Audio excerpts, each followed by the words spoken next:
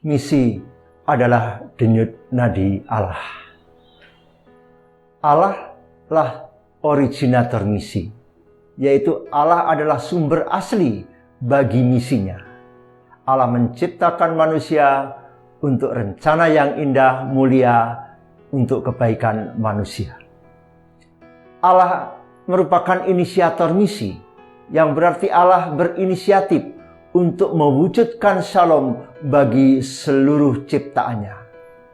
Dan Allah juga disebut sebagai komisioner misi, yaitu Allah yang memberi mandat bagi misinya. Allah mengutus umatnya untuk melaksanakan mandatnya. Dan Allah disebut dinamisator misi. Maksudnya, Allah adalah sumber kekuatan dan kuasa bagi misinya. Amanat agung Yesus Kristus adalah perintah langsung Allah untuk melaksanakan misi. Amanat agung adalah otoritas dari misi Allah. Dan Allah juga merupakan eksekutor misi. Maksudnya, Allah lah pelaksana misinya. Alkitab mencatat misi Allah untuk menyelamatkan manusia yang berdosa. Nah, kita sudah mempelajari misi Allah dalam Perjanjian Baru. Adakah ayat Perjanjian Baru yang sama dengan Perjanjian Abraham yang dikatakan dalam Kejadian pasal 12 ayat yang ketiga, olehmu semua kaum di muka bumi akan mendapat berkat. Olehmu semua kaum di muka bumi akan mendapat berkat. Ayat yang paralel dengan Perjanjian Abraham, khususnya Perjanjian Baru, yang terdapat pada kitab Matius pasal 28. Olehmu sama dengan kata pergi. Semua kaum sejajar dengan kata segala bangsa, dan di muka bumi itu sama dengan berbicara dengan seluruh dunia. Sementara akan mendapat berkat dalam kitab Kejadian pasal 12 ayat yang ketiga, dalam Matius 28 disebutkan akan dimuridkan. Saudara-saudara, amanat agung yang diberikan Tuhan Yesus kepada murid-muridnya bukanlah amanat yang baru. Yesus ingin menegaskan kembali perjanjian Abraham 4000 tahun yang lalu. Perjanjian dengan Abraham merupakan tujuan Allah yang tidak pernah berubah, sebagaimana dituliskan dalam Ibrani pasal 6 ayat 13 dan 14. Demikian bunyi firman Tuhan.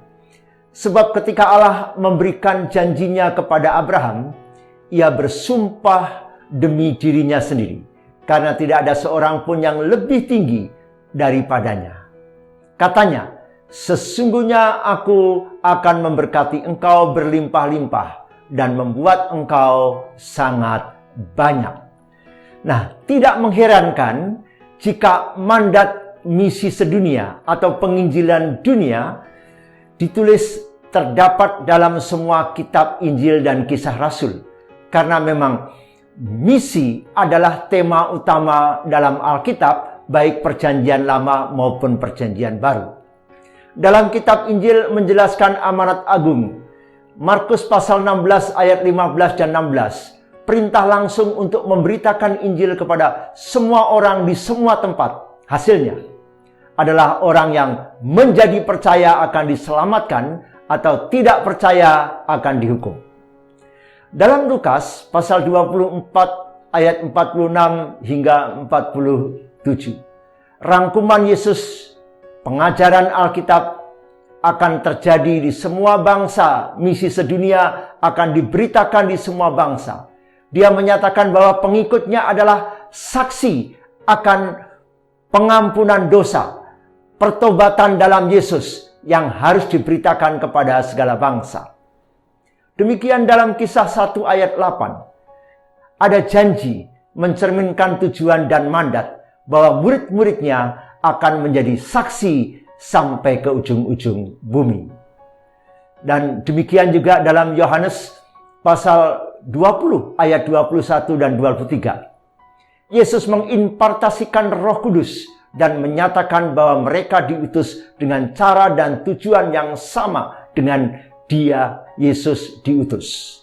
Matius 28 ayat 18 sampai 20, ayat yang sangat terkenal, dikenal sebagai amanat agung, pernyataan yang paling jelas dari mandat Kristus untuk menjadikan semua bangsa murid Kristus.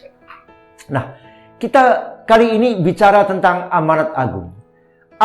Amanat agung bicara beberapa hal. Yang pertama bicara tentang otoritas dari Bapa. Amanat agung itu yang memberi otoritas adalah Allah Bapa sendiri. Artinya, Dia memberi, Bapa mempunyai segala kuasa. Yesus menerima otoritas penuh dari Bapa, menaklukkan kuasa jahat di bawah kakinya untuk menggenapi tujuannya membawa semua suku bangsa menjadi murid Kristus. Dengan otoritas ini, Yesus berkuasa memerintah apapun dan berkuasa untuk memenuhi tujuan Bapanya. Yang berikut, amanat agung juga berbicara tentang semua bangsa. Bangsa untuk menjadikan semua murid Kristus. Mandat untuk menjadikan semua murid Kristus. Hal ini tidak mengacu pada suatu kegiatan pelayanan pemuritan pribadi-pribadi atau kelompok kecil, melainkan pada suatu sasaran global untuk mencapai semua suku bangsa. Perlu ada yang pergi kepada bangsa-bangsa untuk melakukan ini. Dan yang bicara tentang semua bangsa, amanat Kristus menggunakan frase bahasa Yunani pantata etne. Artinya, ini bukan dalam pengertian geografis secara politik atau negara. Yesus dan orang-orang pada masa itu tidak memikirkan negara secara geografis politik. Pantata etne tidak didefinisikan demikian secara politis sebagaimana pada saat ini. Namun, pantata etne atau semua bangsa yang dimaksud oleh Tuhan Yesus berdasarkan penggunaan kitab Perjanjian Baru adalah kelompok-kelompok orang di dunia dipisahkan oleh faktor bahasa, keturunan, ataupun sosial budaya. Yang berikut, amanat agung juga bicara segala sesuatu yang telah kuperintahkan kepadamu.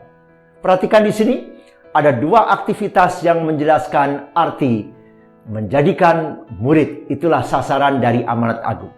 Yang pertama, aktivitas itu adalah membaptis. Artinya, menyatakan penyerahan diri dan kesetiaan kepada Tuhan.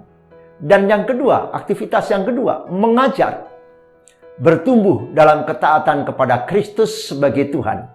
Keduanya merupakan makna inti membangun komunitas kerajaan Allah tersebut dalam gereja. Yang berikut, amanat agung berbicara senantiasa sampai kepada akhir zaman. Kita tahu Matius 28, bagian amanat yang terakhir, Yesus tidak membiarkan murid-muridnya. Yesus yang ketika memerintahkan murid-muridnya untuk pergi jadikan semua bangsa murid Kristus, sebagaimana tertulis dalam Matius pasal 28, ayat yang ke-19 dan 20, Yesus juga yang memberi amanat, berjanji menyertai. Frase ini juga menyatakan dengan jelas bahwa mandat yang diberikan Tuhan Yesus meliputi segala masa dan melibatkan semua orang percaya di seluruh dunia. Nah, frase "aku menyertai kamu", ini janji Tuhan Yesus. Ini merupakan jaminan Kristus bagi mereka yang terlibat dalam penjangkauan jiwa-jiwa yang terhilang di seluruh suku bangsa. Dan mereka yang mengajar untuk menaati prinsip-prinsip firman Tuhan yang benar. Saudara-saudara, kata-kata Tuhan Yesus, "Aku menyertai kamu senantiasa", merupakan kalimat yang menenteramkan dan memberi kuasa bagi kita semua yang terlibat dalam penuntasan amanat agung. Mari tetap setia menemukan bagian kita dalam pelayanan amanat agung. Tidak usah khawatir, Tidak usah cemas, tidak usah takut. Tuhan Yesus yang memerintahkan ini, Ia berjanji bersama-sama dengan kita. Ia berkata, ketahuilah, aku menyertai kamu senantiasa sampai akhir zaman.